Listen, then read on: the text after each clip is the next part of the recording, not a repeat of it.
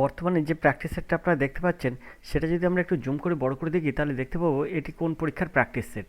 তো আমরা এখানে একটু জুম করে বড় করে নিলাম। দেখুন এখানে লেখা আছে এসএসসি জিডি কনস্টেবল, অর্থাৎ এসএসসি জিডির কনস্টেবলের কিন্তু প্র্যাকটিস সেট। তো এই প্র্যাকটিস সেট থেকে আমরা কিন্তু সমাধান করব আজকের এই প্র্যাকটিস সেটটা। এটা কিন্তু নেওয়া হয়েছে অ্যাসিভার্স থেকে। তো চলুন আমরা অ্যাসিভার্স থেকে প্র্যাক তো চলুন আমরা অ্যাসিভার্স থেকে তো চলুন আমরা এসএসসি কনস্টেবলের প্র্যাকটিস সেটটা সম্পূর্ণ করি। এসএসসি কনস্টেবল কিন্তু পরীক্ষা 5 তারিখ থেকে শুরু হচ্ছে, 25 তারিখ পর্যন্ত চলবে। তোমরা যারা ওয়েস্ট বেঙ্গল থেকে পরীক্ষা দিচ্ছ, তাদের জন্য কিন্তু পরীক্ষা বাংলায় হবে, প্রশ্ন এবার বাংলায় হবে। আগের বছরও হয়েছে, এবারও হবে পরীক্ষা বাংলায়, মানে প্রশ্ন হয় বাংলায়। আর এর সিলেবাস আছে কিন্তু জেনারেল স্টাডিজ থাকবে 20 নম্বর, রিজনিং থাকবে 20 নম্বর, অঙ্ক থাকবে 20 নম্বর, এবং হিন্দি অথবা ইংলিশ থাকবে কিন্তু 20 নম্বর। এই মোট 80 নম্বরের পরীক্ষা। তো এই 80 নম্বরের পরীক্ষার মধ্যে আপনাকে কোয়ালিফাই করতে হলে, যদি আপনি কোয়ালিফাই করতে চান, তাহলে কিন্তু না হলেও 60% নাম্বার আপনাকে রাখতেই হবে। তাহলে চলুন আমরা প্র্যাকটিস সেটে দেখি প্রথম প্রশ্ন কী আছে। তো একের দাগের প্রথম প্রশ্ন আছে। তো আমরা একের দাগের প্রশ্ন দেখব। একের দাগের প্রশ্ন দেখার জন্য আমরা এটা একটু জুম করে বড় করে নেব। তো আমরা প্রশ্নটা একটু জুম করে বড় করে নেব, নিয়ে আমরা কিন্তু এই প্র্যাকটিস সেটটা শুরু করব। তো একের দাগের প্রথম প্রশ্ন কী আছে তা দেখব। তো আমরা জুম করার পরে দেখব একের দাগের প্রথম প্রশ্ন কী আছে, তড়িৎ প্রবাহের ব্যবহারিক একক কী। তো এখানে আছে কিন্তু অ্যাম্পিয়ার, ভোল্ট, কুলম্ব আর ওহম। তো এখানে এর সঠিক উত্তর কী হবে? তো অবশ্যই এখানে এর সঠিক উত্তর হবে কিন্তু এর দাগ, অ্যাম্পিয়ার। অ্যাম্পিয়ার তড়িৎ প্রবাহ ব্যবহারিক একক, অথবা কুলম্ব পার সেকেন্ড কিন্তু এর উত্তর হয়। কুলম্ব পার সেকেন্ড, শুধু কুলম্ব না কিন্তু কুলম্ব পার সেকেন্ড, এটাও কিন্তু এর সঠিক উত্তর হয়। আমরা চলে যাব দুয়ের দাগের প্রশ্ন। দুয়ের দাগের প্রশ্ন আছে শব্দের বেগ সর্বাধিক হয়। শব্দের বেগ কোথায় সর্বাধিক হয়? তরলে, গ্যাসে, কঠিনে আর বায়ুতে। তো এর মধ্যে সবচেয়ে বেশি কিন্তু শব্দের বেগ হয় কিন্তু কঠিনে। এখানে সবচেয়ে শব্দের বেগ কঠিনে। কঠিনে কত হয়? 6000 মিটার পার সেকেন্ড, অর্থাৎ প্রতি সেকেন্ডে কিন্তু 6000 মিটার যায় কঠিনে শব্দের বেগ। আশা করি তোমরা বুঝতে পেরেছ। আমরা তিনের দাগের প্রশ্ন চলে যাব, সংবিধানে কোন ধারায় নির্বাচন ও নির্বাচন কমিশন সম্পর্কে আলোচিত হয়েছে। তো প্রশ্নটা আমরা একটু ওপরের দিকে তুলে নিলাম। তো সংবিধানে কোন ধারায়, তিনের দাগের প্রশ্ন আছে, সংবিধানে কোন ধারায় নির্বাচন ও নির্বাচন কমিশন সম্পর্কে আলোচিত হয়? 314 থেকে 319, 320 থেকে 324, 324 থেকে 329 আর 332 থেকে 336।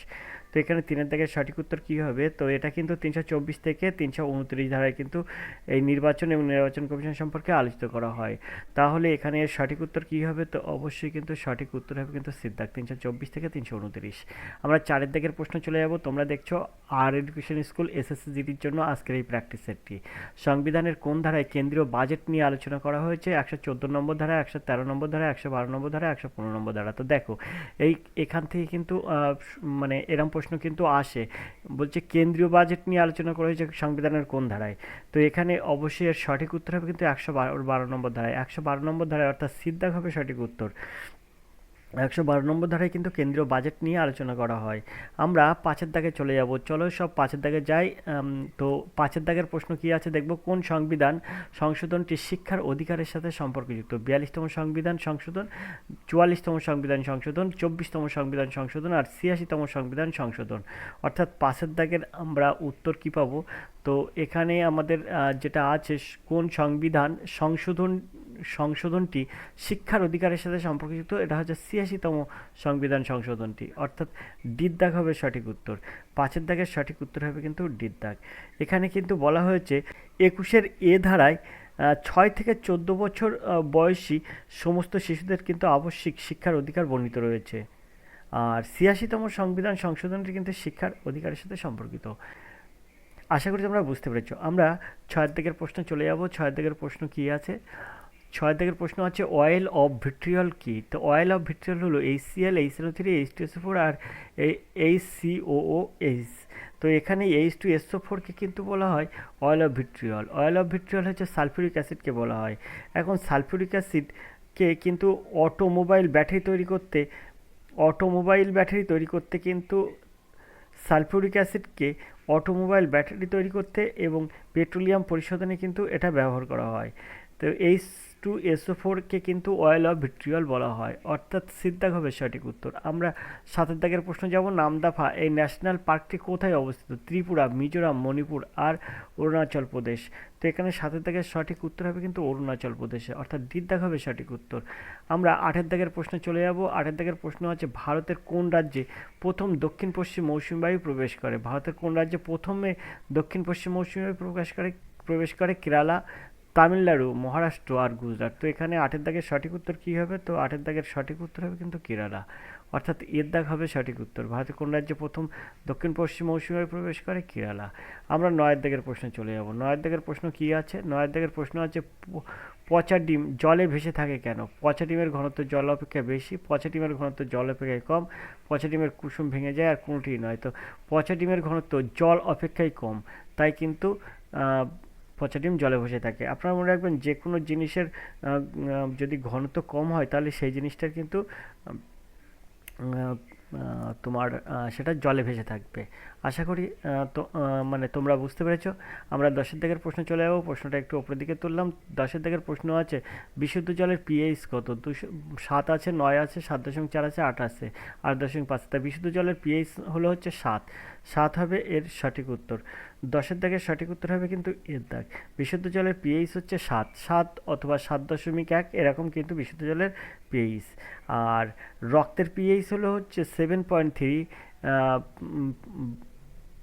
7.3 থেকে 7.4 কিন্তু 7.35 থেকে 7.4 কিন্তু বিশুদ্ধ মানে রক্তের পিএইচ 7.3.5 থেকে 7.45 পর্যন্ত। আর চোখের জলের পিএইচ কিন্তু 6.5 থেকে 7.1।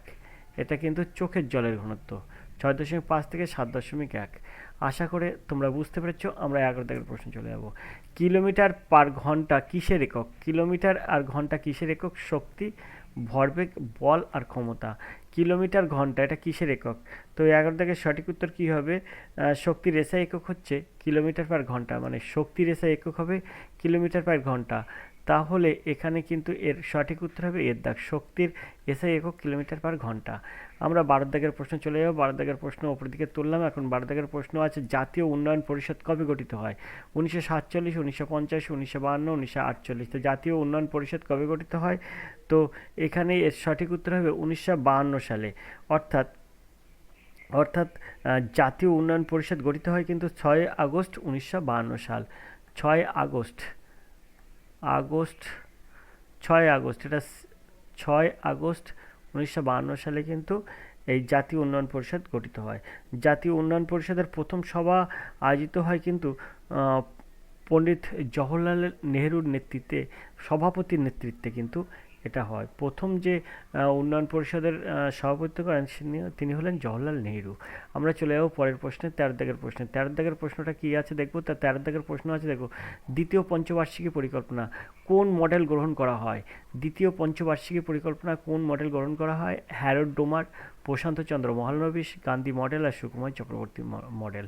তো এখানে কি হবে? দ্বিতীয় পঞ্চবার্ষিক পরিকল্পনা কিন্তু প্রশান্তচন্দ্র মহলানবিশ এই মডেল কিন্তু দ্বিতীয় পঞ্চবার্ষিক পরিকল্পনা। তোমরা দেখছো আর এডুকেশন স্কুল। আর আজকে কিন্তু আমরা করছি এসএসসি জিডির একটা প্র্যাকটিস সেটটা নেওয়া হয়েছে এসিভার্স থেকে। দ্বিতীয় পঞ্চবার্ষিকী পরিকল্পনা প্রশান্তচন্দ্র মহলানবিশের মডেল অনুসারে কিন্তু তৈরি করা হয়েছিল। আর দ্বিতীয় পঞ্চবার্ষিকী পরিকল্পনার রূপরেখা তৈরি করেন কিনা? ওই রূপরেখাটা তৈরি করেন প্রখ্যাত পরিসংখ্যানবিদ ডক্টর প্রশান্তচন্দ্র মহলানবিশ। আশা করি তোমরা বুঝতে পেরেছো। আমরা 14 দাগের প্রশ্ন চলে যাব। তার জন্য প্রশ্নটা আমরা একটু উপরের দিকে তুলব। আমরা প্রশ্নটা একটু নিচের দিকে নামানোর পরে আমরা এদিকে সরিয়ে দিয়ে 14 দাগের প্রশ্ন থেকে শুরু করব। তো 14 দাগের যে প্রশ্নটা আছে দেখো, তোমরা দেখতেই পাচ্ছ 14 দাগের প্রশ্ন আছে। কি প্রশ্ন আছে? প্রথমে 14 দাগের প্রশ্ন আছে মুদ্রা রাক্ষস, এটা হচ্ছে কে রচনা করেন? মুদ্রা রাক্ষস কৌটিল্য, শূদ্রক আর বিশাখু দত্ত আর অমর সিং। তো এর সঠিক উত্তর হচ্ছে মুদ্রারাক্ষস। সেটা কিন্তু খুবই ইম্পর্টেন্ট একটা প্রশ্ন, এটা কিন্তু বিশাখু দত্তর, অর্থাৎ সিদ্ধাক হবে সঠিক উত্তর। আমরা 15 দাগের প্রশ্নে চলে যাব। 15 দাগের যে প্রশ্নটা আছে দেখো কত সুন্দর একটা প্রশ্ন আছে। ভারত একটি সার্বভৌম গণতান্ত্রিক প্রজাতন্ত্র বলে ঘোষিত হয়। ভারত একটি সার্বভৌম গণতান্ত্রিক প্রজাতন্ত্র বলে ঘোষিত হয় কত সালে? 1947-এর 15ই আগস্ট, 1950-এর 15ই আগস্ট, 1947 26 জানুয়ারি, 1948-এর 15ই আগস্ট। তো ভারত একটি সার্বভৌম গণতান্ত্রিক প্রজাতন্ত্র হিসেবে গঠিত হয়, ঘোষিত হয়। এটা কত সালে? তো এখানে কত সালে বলে তোমাদের মনে হয়? তো দেখো এখানে এর সঠিক উত্তর হবে কিন্তু সিদ্ধাক। 1947 সালে 26 জানুয়ারি কিন্তু একটি সার্বভৌম গণতান্ত্রিক প্রজাতন্ত্র বলে ঘোষিত হয়। 1947 সালে 26 জানুয়ারি। 15 দাগের সঠিক উত্তর হচ্ছে সিদ্ধাক। আমরা 16 দাগের প্রশ্ন দেখব। 16 দাগের যে প্রশ্নটা আছে, ভারতীয় গণপরিষদের সভাপতি কে ছিলেন? ভারতীয় গণপরিষদের সভাপতি, ভারতীয় গণপরিষদের সভাপতি কে ছিলেন? বাবু রাজেন্দ্র প্রসাদ, আম্বেদকর, মহাত্মা গান্ধী আর সুভাষচন্দ্র বসু। তাহলে ভারতীয় গণপরিষদের সভাপতি কে ছিলেন? ভারতের গণপরিষদের সভাপতি হলেন রাজেন্দ্র প্রসাদ। আর রাজেন্দ্র প্রসাদ হলেন স্বাধীন ভারতের প্রথম রাষ্ট্রপতি। এটাও কিন্তু তোমরা মনে রাখবে, স্বাধীন ভারতের প্রথম রাষ্ট্রপতি কিন্তু রাজেন্দ্র প্রসাদ। আর তিনি কিন্তু ভারতীয় গণপরিষদের সভাপতি। এখানে ভারতীয় গণপরিষদের সভাপতি কে ছিলেন? তো ভারতীয় গণপরিষদের সভাপতি ছিলেন কিন্তু ডক্টর রাজেন্দ্র প্রসাদ। অর্থাৎ এর দাগ হবে সঠিক উত্তর। রাজেন্দ্র প্রসাদ কিন্তু গণপরিষদের সভাপতি ছিলেন। আর ইনি কিন্তু স্বাধীন ভারতের প্রথম রাষ্ট্রপতি। আর তিনি 1952 থেকে 1962 সাল পর্যন্ত কিন্তু ভারতের রাষ্ট্রপতি পদে বসানো ছিলেন। প্রথম রাষ্ট্রপতি ডক্টর রাজেন্দ্র প্রসাদ। আমরা 17 দাগের প্রশ্নে চলে যাব। 17 দাগের প্রশ্ন আছে, আগ্রা শহরটি কোন সুলতান তৈরি করে? তো আগ্রা শহরটি কোন সুলতান তৈরি করে? এখানে আছে ইলতুৎমিশ, এখানে আছে সিকান্দার লোদি, এখানে আছে বাবর, এখানে আছে শাহজাহান। তো অবশ্যই সিকান্দার লোদি কিন্তু এই আগ্রা শহরটি তৈরি করে। তো 17 দাগের সঠিক উত্তর হবে কিন্তু বিদ্যাগ। আগ্রা শহরটি সিকান্দার লোদি তৈরি করেছিলেন। সিকান্দার লোদি কিন্তু 1458 খ্রিস্টাব্দে জন্মগ্রহণ করেন এবং 1517 খ্রিস্টাব্দে কিন্তু মৃত্যু হয়। 1458 খ্রিস্টাব্দে, 1458 এই খ্রিস্টাব্দে কিন্তু তিনি উনি জন্ম হয় সিকান্দার লোদির। আর মৃত্যু হয় কত খ্রিস্টাব্দে? মৃত্যু হয় কিন্তু 1517 খ্রিস্টাব্দে, 1517 খ্রিস্টাব্দে। আশা করি তোমরা সবাই বুঝতে পেরেছো। আমরা চলে যাবো 18 দাগের প্রশ্নে। 18 দাগের প্রশ্ন আছে দেখো। 18 দাগের যে প্রশ্নটা আছে, সম্প্রতি কে SIDBI এর চেয়ারম্যান এবং ম্যানেজিং ডিরেক্টর হিসেবে নিযুক্ত হলেন? মনোজ মিত্তল, রাজেশ কুমার, অরবিন্দ সিং আর সন্দীপ জৈন। তো 18 দাগের সঠিক উত্তর কী হবে? তো এটা কিন্তু কারেন্ট অ্যাফেয়ার্সের প্রশ্ন। এই কারেন্ট অ্যাফেয়ার্সের এই প্রশ্ন কিন্তু খুবই গুরুত্বপূর্ণ। আমরা কিন্তু প্রতি মাসে কিন্তু 3-4টি করে কারেন্ট অ্যাফেয়ার্সের প্রশ্ন তৈরি করি। আর সেটা কিন্তু অ্যাসিভার্স থেকে, সাফল্য থেকে, পেশা প্রবেশ থেকে, ইত্যাদি বই থেকে কিন্তু এইগুলো আমরা নিই। আর সেই প্রশ্নগুলো সহজে সমাধান করে দিই তোমাদের জন্য, শুধুমাত্র তোমরা যাতে ভালো উপকার পাও।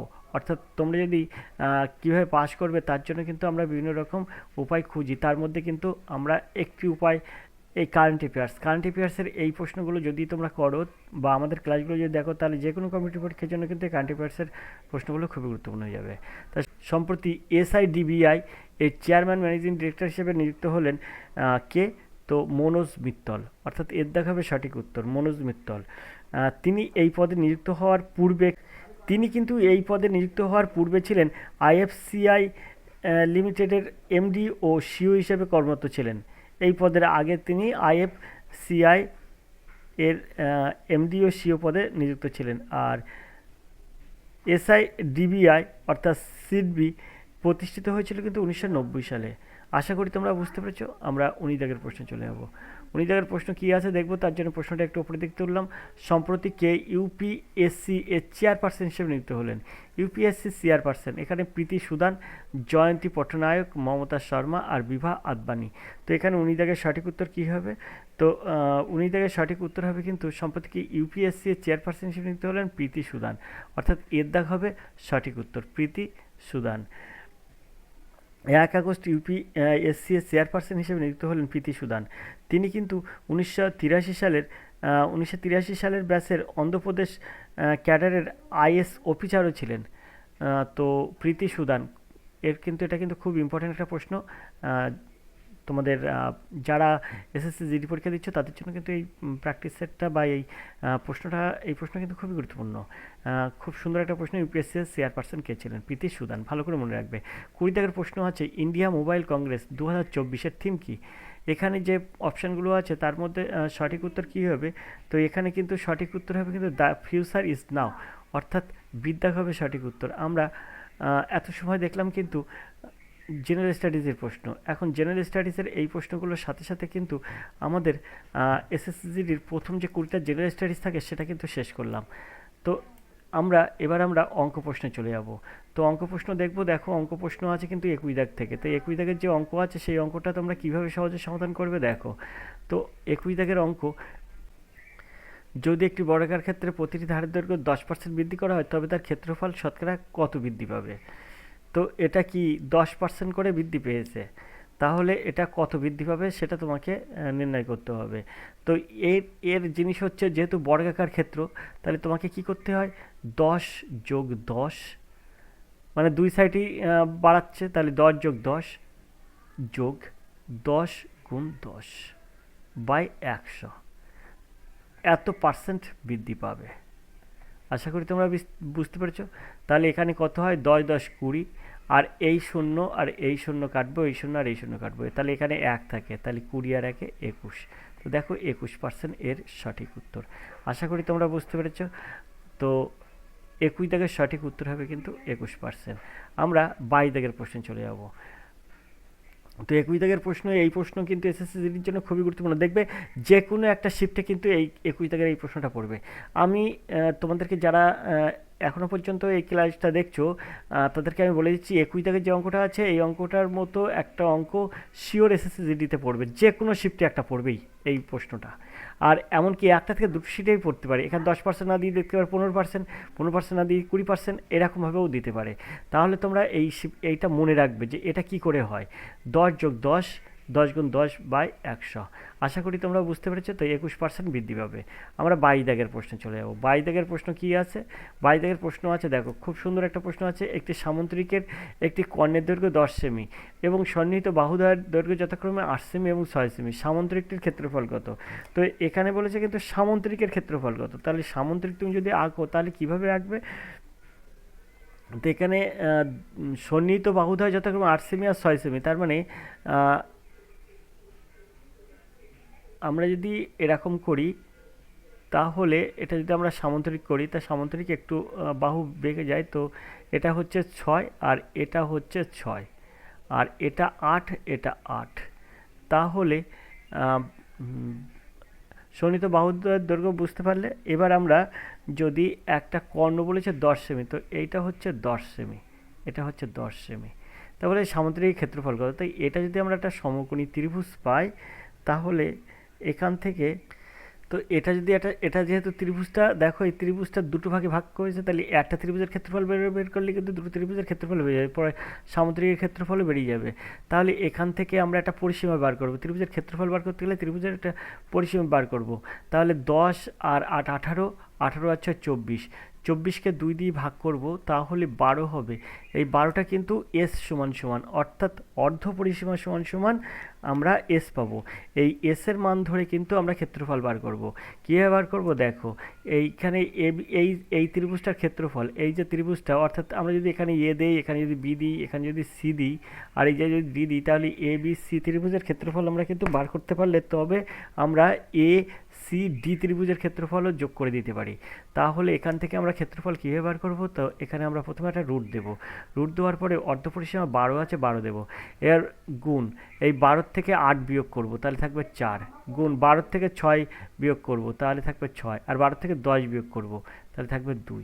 তো এখানে দেখো, এখানে কিন্তু এখানে আমরা যদি ক্যালকুলেশন করি তা 4 12 48 আর 6 দিনও 12, তো 48 আর 12 যদি আমরা গুণ করি তাহলে কত হবে? 8 12 96, 6 হাতে 9, 4 12 48 আর 9 57, 576। আর 576টাকে যদি আমরা বর্গমূল করি তাহলে কত হবে? 576টাকে আমরা যদি বর্গমূল করি তাহলে হয়ে যাবে কিন্তু 24। তাহলে এখানে কিন্তু 24 হবে এই ত্রিভুজের ক্ষেত্রফল। এই ত্রিভুজের ক্ষেত্রফল 24 হলে এই ত্রিভুজের ক্ষেত্রফলও কিন্তু 24। আশা করি তোমরা বুঝতে পেরেছো। তাহলে দুটো ত্রিভুজের ক্ষেত্রফল 24 24 48, অর্থাৎ বিদ্যাক হবে সঠিক উত্তর। 22 দাগের সঠিক উত্তর হবে কিন্তু বিদ্যাক। এইভাবে কিন্তু এই প্রশ্নগুলো সহজে সমাধান করতে হয়। আমরা 23 দাগের প্রশ্নে চলে যাব। 23 দাগের প্রশ্ন চলে যাওয়ার জন্য কি করব? একটু উপরের দিকে তুলব। তাহলে দেখুন 23 দাগের প্রশ্ন আমরা উপরের দিকে তোলার পরে দেখব কি আছে। তো তেই থেকে যে প্রশ্নটা মানে দিয়েছে এই প্রশ্নও একটা যে কোনো শিফটে একটা পড়বে, চক্রবৃদ্ধি সুদ যে কোনো একটা শিফটে পড়বেই এসএসসি জিডি। আমি তোমরা যারা ক্লাসটা দেখছো তাদেরকে বারবার বলে দিচ্ছি চক্রবৃদ্ধি সুদের থেকে একটা অঙ্ক পড়বে, এবং যে ধরনের প্রশ্ন এই দিয়েছে এখানে সেই ধরনের প্রশ্ন একটা পড়বে, যে কোনো একটা শিফটে পড়বে 5 থেকে 25 তারিখের মধ্যে। এই যে দুটো অঙ্ক আমি বলে দিলাম এটা মানে 20 দাগ এবং 23 দাগ অবশ্যই পড়বে, যে কোনো একটা শিফটে পড়বে। এখানে যে প্রশ্নটা আছে খুব সুন্দর প্রশ্ন আছে, দেখো চক্রবৃদ্ধি সুদে কোনো মূলধন 8 বছরে 3 গুণ হয়, তবে এটি কত বছরে 81 গুণ হবে? তো এইগুলো তোমরা কিভাবে করবে দেখো, এই তো এইরকম অঙ্ক তোমাদের অবশ্যই প্র্যাকটিস করতে হবে, প্র্যাকটিস না করলে তোমরা এইসব অঙ্ক ধরে রাখতে পারবে না। তো এই অঙ্ক একটা শিওর পড়বে, এটা আমি তোমাদেরকে বলতে পারি। তো এখানে আমাদের প্রথমে এই অঙ্ক করতে গেলে কীভাবে সহজে শর্টকাটে মনে রাখতে হবে, দেখো 3 গুণ, তাই 3টা আমরা এখানে দেব। কত বছরে, দেখো 8 বছরে, তাই এই সবসময় সময়টা মাথায় দেবো, তাহলে 1-8 করে দেবো। আর এটা সমান সমান এখানে বলছে 81 গুণ, তাই আমরা 81টা এখানে দেবো। এবার যেহেতু বলছি এটা কত বছরে 81 গুণ হবে, তাই আমরা সময়টা 1/x করে দেবো। তোমরা বুঝতে পেরেছো, এটা কিন্তু একটা সূত্র, এইভাবে তোমাদেরকে অঙ্কটা করতে হবে। তা 3-এর মাথায় যদি 1-8 হয়, তাহলে তোমাকে এটাও কিন্তু 3 আকারে প্রকাশ করতে হবে। তাহলে দেখো 3 × 9, 3 × 9 = 27, 3 × 7 = 81, অর্থাৎ 4 বার যাবে। তাহলে দেখো আমরা এরম করতে পারি 4 × 1/x। তাহলে এখান থেকে এখানে 3 আছে, এখানে 3 আছে, তাহলে এটা সমান সমান আমরা লিখতে পারি 1/8 সমান সমান এখানে 4 × 1 = 4/x করতে পারি। তাহলে x1 × x সমান সমান 4×8 = 32। দেখো খুব সুন্দরভাবে এই অঙ্ক সহজে সমাধান করতে পারি। এর সঠিক উত্তর হবে কিন্তু বিদ্যাক 32 বছর। তো এইভাবে কিন্তু এই অঙ্কগুলো সমাধান করতে, আর এই অঙ্কগুলো কিন্তু তোমাদের লাগবেই লাগবে, তোমাদের কিন্তু বারবার করে বলে দিচ্ছি এই অঙ্ক আসবেই আসবে। তোমরা দেখো এই অঙ্ক যদি না আসে তাহলে বলো, যে কোনো শিফটে, যে কোনো একটা শিফটে আসবেই আসবে। 20 তারিখ থেকে এই 5 তারিখ থেকে 25 তারিখ যে এসএসসিটি চলবে তার মধ্যে একটা শিফটে প্রশ্ন আসবেই আসবে। আমরা 24 দাগের প্রশ্নে চলে যাব। 24 দাগের যে প্রশ্নটা আছে তার জন্য প্রশ্নটা একটু ওপরের দিকে তুললাম। এখন 24 দাগের যে প্রশ্নটা দেখব, 24 দাগের প্রশ্ন আছে, শুভ তার আয়ের 35% স্ত্রীকে দেয়, 50% দেয় তার মেয়েকে, এবং বাকি 450 টাকা নিজের জন্য রাখে। শুভর আয় কত? তো দেখো আমরা মনে করছি শুভর আয় 100 টাকা, তার থেকে 35 টাকা দিচ্ছে কাকে? স্ত্রীকে। 50 টাকা দিচ্ছে কাকে? মেয়েকে। তা 50 আর 35, 85 টাকা কিন্তু দেওয়া হয়ে গেল। 50%, 35 আর 50, 85 টাকা তাকে কিন্তু দেওয়া হয়ে গেল। কাকে কাকে দিল? স্ত্রীকে আর মেয়েকে দেওয়া হয়ে গেল। বাকি টাকা কি করেছে? নিজের জন্য রেখে দিয়েছে। তো বাকি টাকা কত থাকে? সে যদি 100 টাকা আয় করে, তার থেকে 85 টাকা যদি স্ত্রী আর মেয়েকে দিয়ে দেয়, তাহলে বাকি নিজের জন্য রেখেছে কিন্তু 15 টাকা। তাই নিজের জন্য আমরা 100 ধরে করেছি, তাই 15 টাকা, কিন্তু এখানে বলছে না 450 টাকা। তাহলে আমি লিখতে পারি 15 টাকা সমান সমান 450 টাকা। তাহলে শুভর আয় কত? তাই 1 টাকা সমান সমান কত? 450/15। আর শুভ আয় করেছিল, আয় কত ধরেছিলাম? 100 টাকা। তো এই 100 টাকা সমান কত? তাহলে 100 টাকা সমান সমান কিন্তু এখানে গুণ হয়ে গেল, 100টা কী হয়? গুণ হয়ে যায় এখানে। তাহলে এখানে আমরা বলতে পারি 3×15 = 45, অর্থাৎ এখানে 30 হয়, 30 আর 100 যদি গুণ করি তাহলে 3000 হয়। তাহলে এর সঠিক উত্তর হবে কি? 3000। তা শুভ কিন্তু তার আয় করেছিল 3000 টাকা। শুভর আয় কত? শুভর আয় 3000 টাকা। আশা করি তোমরা বুঝতে পেরেছো। 24 দাগের সঠিক উত্তর হবে কিন্তু ডি দাগ। তো এইভাবে কিন্তু প্র্যাকটিস সেট, এই প্র্যাকটিস সেটটা চলবে। তবে এই প্র্যাকটিস সেট, এসএসসি জিডির এই প্র্যাকটিস সেটটা কিন্তু আমি আবার এর পরবর্তী ক্লাস কিন্তু এক্ষুনি আবার নিয়ে আসছি। তোমরা এ পর্যন্ত দেখতে থাকো, দেখছো কিন্তু আর এডুকেশন স্কুল। এই প্রশ্নটা যদি, এই ক্লাসটা যদি তোমাদের ভালো লাগে, তাহলে অবশ্যই ক্লাসে একটি লাইক করো, একটা কমেন্ট করো, শেয়ার করো। তো আজকে ক্লাসে এই পর্যন্তই। এর পরের ক্লাসে কিন্তু এই 24 দাগ পর্যন্ত আজকের এই ক্লাসে দেখলে, তো 24 দাগের পরের কিন্তু আমি এক্ষুনি নিয়ে হাজির হচ্ছি। দেখতে থাকো আর এডুকেশন স্কুল। যতক্ষণ সেই প্র্যাকটিসের বাকি অঙ্কগুলো না আসে, ততক্ষণ তোমরা ভালো থাকো, সুস্থ থাকো। ধন্যবাদ, তোমাদের দিন শুভ হোক।